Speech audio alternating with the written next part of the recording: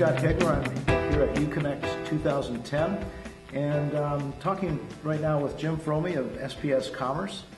And Jim, why don't we start with, I know that SPS had a financial event, and I also kind of concurrent with that, there's been mergers, acquisitions, whatever you want to call them, takeovers, buyouts, I'm not sure what they all are, but you're in the midst of all that.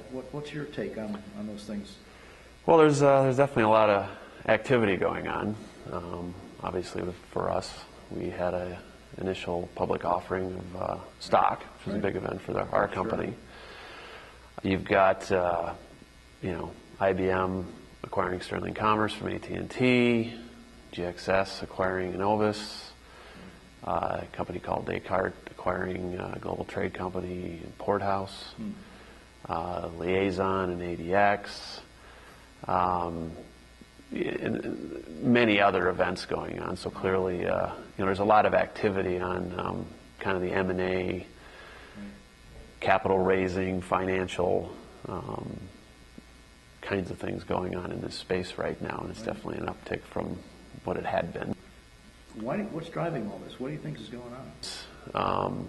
There is some clear trends in the marketplace, and I don't think this is just unique for B2B, but I think it might be heightened, and I think part of it is clearly a shift in away from kind of the on-premise software model way of doing things to more of a software as a service, cloud managed service model where the company kind of outsources it and lets a third party manage it on their behalf. Right, so the customer company is lowering their initial expenditures and probably their overall continuing expenditures, and definitely lowering their initial risk.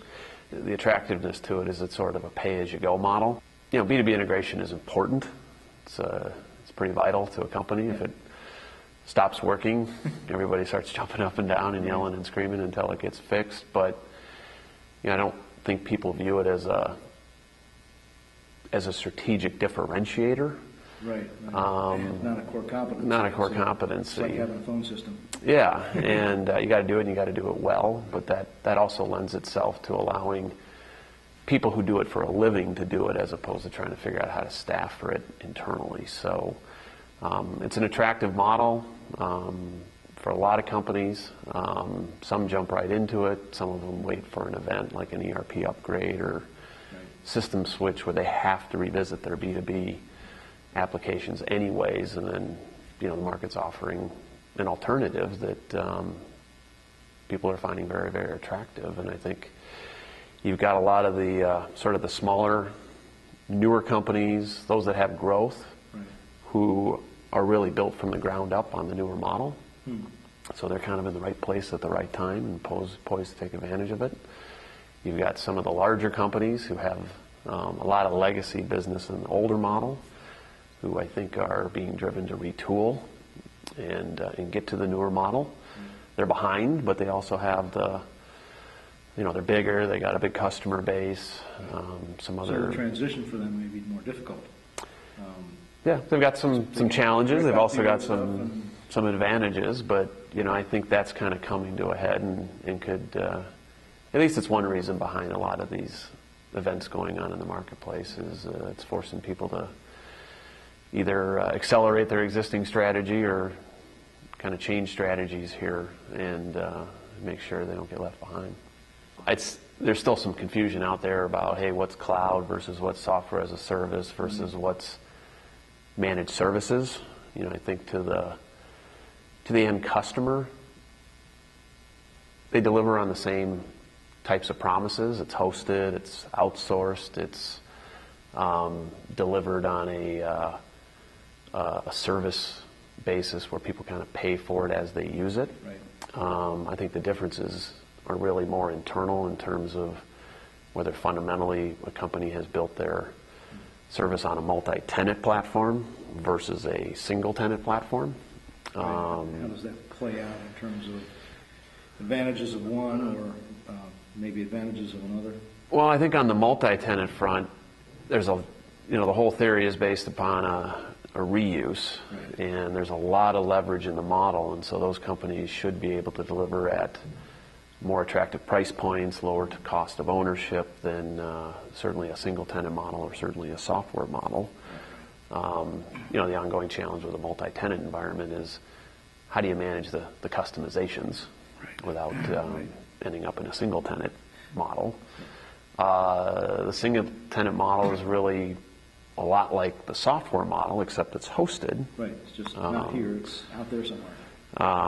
Customizations aren't hard because it's a single tenant model. You make a change, you don't have to worry about it impacting anything else, but the reuse isn't there, and the financial leverage in their business model isn't there. We've got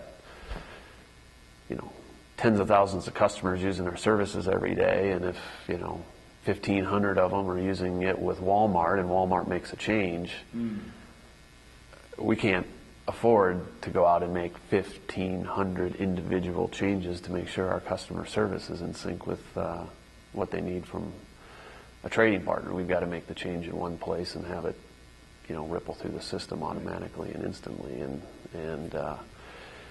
for a company like us that primarily services lots of companies that may not be the Fortune 500, but kind of in that 50 million to 500 million a year in annual sales, it's paramount to us. The IPO itself was a big event for our company in that it allowed us to really improve our balance sheet and raise some cash, which is going to help us just have more options in the future around making investments and acquisitions and things like that.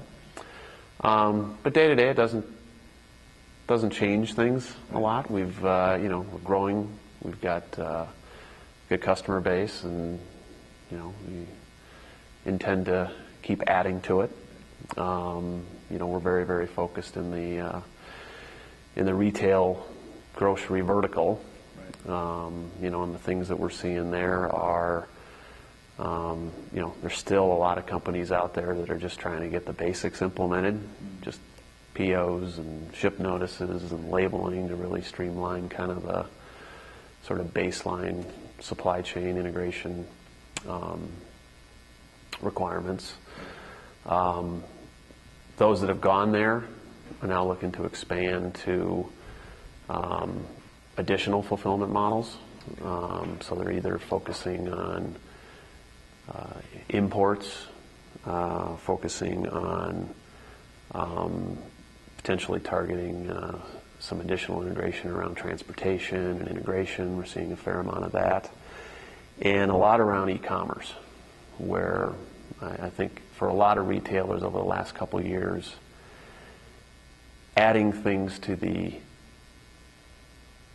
e-commerce site is a place. The B2C function. The B2C function, trying to use the web to get customers to buy from them through that by leveraging their brand. And there's some unique requirements there from an integration perspective. It's a lot of the same documents, but some different documents, some different use cases. There's some different labeling requirements, and we're getting a lot of interest there. I thought, the demand's there. We're getting a lot of interest, and, so far so good. Thanks for having me, Scott. Right. Enjoyed it. Good to see you. All right. Thanks for your time. All right. Thanks.